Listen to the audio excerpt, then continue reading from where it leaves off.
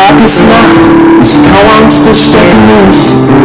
Mein Leben ein Katastrophengebiet.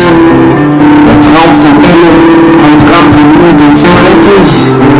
Auf diesen Ruinen sing ich die Angst.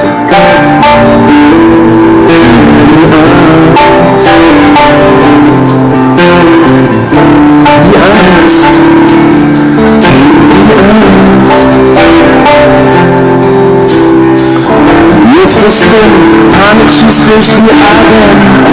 Zweifel vergiften mein System. Mein Lebensplan entlarvt als Gelaber.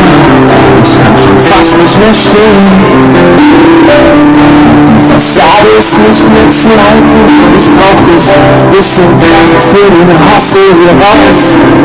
Nach all den Lügen versagen die Balken. Und die Angst ist eins drauf.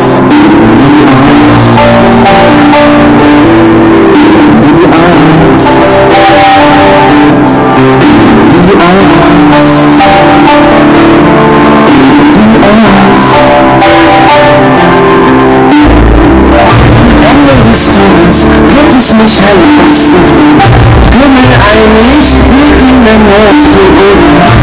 Leben und ich krieg auf die Schnalle, Schiff übernimmt, Autopilot gesprochen, Herzschlag auf ein würdiges Dasein auf Perspektive. Tiere noch groß, Haare und Stadt, baue ich weiter auf diesen Weg aus der Krise, auch wenn der eben gerade so weit weg erscheint. Trotzdem, es bleibt schwer, gerade geht's mir beschissen ran und dann drück ich die Tränen und ertrinke erneut.